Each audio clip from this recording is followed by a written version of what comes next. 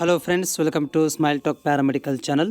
Friends, ಈ video ಮಾಡ್ತಾ ಇರುವಂಥದ್ದು ಯಾರೆಲ್ಲ ಅಭ್ಯರ್ಥಿಗಳು BSc MLT ಅಥವಾ DMLT ಕಂಪ್ಲೀಟ್ ಮಾಡಿ ಅವರು ಅಬ್ರಾಡ್ಗೆ ಏನಾದರೂ ಹೋಗಬೇಕು ಅಂತ ಬಯಸಿದರೆ, ಅಬ್ರಾಡಲ್ಲಿ ಹೋಗಿ ಜಾಬ್ ಮಾಡಬೇಕು ಅಂತ ಬಯಸಿದರೆ, ಸೊ ಅಂಥ ವಿದ್ಯಾರ್ಥಿಗಳಿಗೆ ಒಂದಷ್ಟು ಪೂರ್ವ ತಯಾರಿ ಮಾಡ್ಕೋಬೇಕಾಗತ್ತೆ ಮತ್ತು ಏನೆಲ್ಲ ಡಾಕ್ಯುಮೆಂಟ್ಗಳು ಬೇಕಾಗುತ್ತವೆ ಮತ್ತು ಯಾವ ರೀತಿಯಾಗಿ ನಿಮ್ಮಗಳಿಗೆ ಜಾಬನ್ನು ಕರೀತಾರೆ.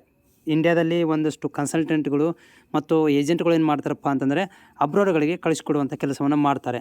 ಸೊ ಅದಕ್ಕೆ ಸಂಬಂಧಿಸಿದಂಥ ಈ ಒಂದು ವಿಡಿಯೋ ಇರುತ್ತೆ. ನಿಮ್ಮಲ್ಲಿ ಏನಾದರೂ ಇವೆಲ್ಲ ಅರ್ಹತೆಗಳು ಇದ್ದರೆ ನೀವೇನು ಮಾಡ್ಬೋದು ಅಂತಂದರೆ ಅಬ್ರಾಡ್ಗೆ ಹೋಗಿ ಜಾಬನ್ನು ಮಾಡ್ಬೋದು ಮತ್ತು ಗುಡ್ ಸ್ಯಾಲ್ರಿ ಲೈಕ್ ಮಿನಿಮಮ್ 75,000 1 ಲಕ್ಷದ ತನಕನೂ ಕೂಡ ನೀವು ಅರ್ನಿಂಗನ್ನು ಮಾಡ್ಬೋದು. ಈ ಒಂದು ವಿಡಿಯೋದಲ್ಲಿ ನನಗೆ ಕಂಪ್ಲೀಟಾಗಿ ಮಾಹಿತಿಯನ್ನು ಕೊಡ್ತೀನಿ. ಯಾವ ರೀತಿಯಾದಂಥ ಕನ್ಸಲ್ಟೆಂಟ್ ಇರ್ಬೋದು, ಯಾವ ರೀತಿಯಾಗಿ ನಿಮಗೆ ಅವರು ಪೇಪರಲ್ಲಿ ಆ್ಯಡ್ ಕೊಡ್ತಾರೆ ಮತ್ತು ಯಾವ ರೀತಿ ವೆಬ್ಸೈಟ್ಗಳಲ್ಲಿ ಈ ಮಾಹಿತಿಯನ್ನು ಕೊಟ್ಟಿರ್ತಾರೆ ಅನ್ನೋದ್ರ ಬಗ್ಗೆ ಈ ವಿಡಿಯೋದಲ್ಲಿ ಇರುತ್ತೆ. ಸೊ ಇಲ್ಲಿ ನೋಡ್ತಾ ಇದ್ದೀರಿ, ಇದು ಏನಪ್ಪ ಅಂತಂದರೆ ಕುವೈತ್ ಮಿನಿಸ್ಟ್ರಿ ಆಫ್ ಹೆಲ್ತ್ ಅಂಡರಲ್ಲಿ ಬರುವಂಥ ಕುವೈತ್ ಮಿನಿಸ್ಟ್ರಿ ಆಫ್ ಹೆಲ್ತ್ ಒಳಗಡೆ ಬರುವಂಥ ಒಂದು ಮಾಹಿತಿ ಇದು.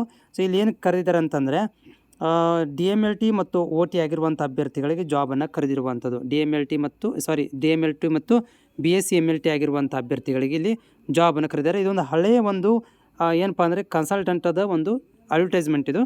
ಇಲ್ಲೇನು ಕೊಟ್ಟಿದ್ದಾರೆ ಅಂತಂದರೆ BSc MLT ಲ್ಯಾಬ್ ಟೆಕ್ನಿಷಿಯನ್ ಆಗಿ ಹುದ್ದೆಗಳನ್ನು ಕರೆದಿರುವಂಥದ್ದು.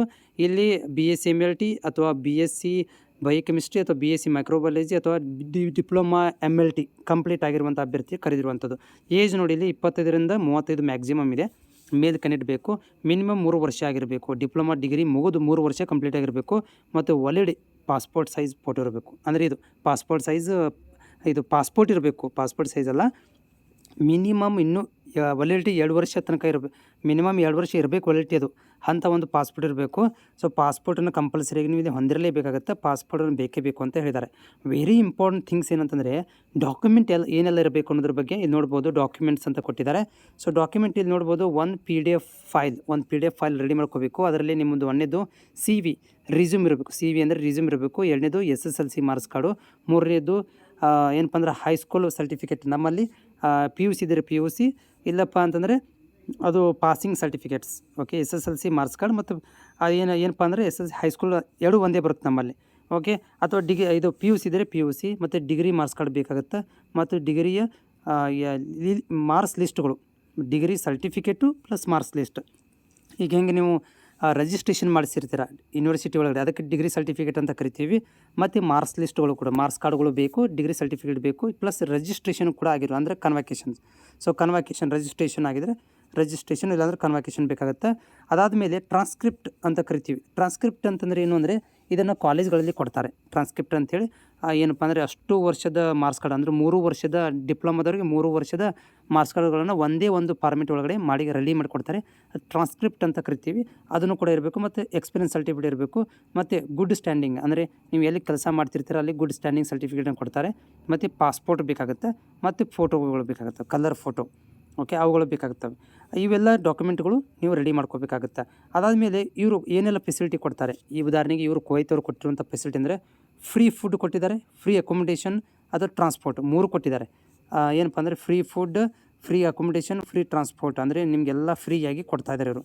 ಆಮೇಲೆ ಈ ಒಂದು ಅಡ್ರೆಸ್ಸಿಗೆ ಏನು ಮಾಡಬೇಕು, ರಿಸ್ಯೂಮ್ ಸೆಂಡ್ ಮಾಡಬೇಕು ಅಂತ ಅಂದರೆ ಒಂದು PDF ರೆಡಿ ಮಾಡಿ ಸೆಂಡ್ ಮಾಡಬೇಕು.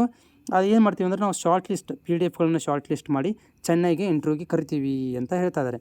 ಸೊ ಇದು ಏನಪ್ಪ ಅಂತಂದರೆ ಒಂದು MM ಇಂಟರ್ನ್ಯಾಷನಲ್ ಅನ್ನೋದೊಂದು man power consultancy, overseas man power consultant ಇದು. ಇವರೇನು ಮಾಡ್ತಾರಪ್ಪ ಅಂತಂದರೆ ಇಲ್ಲಿಂದ ಆಯ್ಕೆಗಳನ್ನು ಮಾಡಿ, ಅಭ್ಯರ್ಥಿಗಳನ್ನು ಆಯ್ಕೆ ಮಾಡಿ ಕುವೈತಿಗೆ ಕಳಿಸ್ಕೊಡ್ತಾರೆ.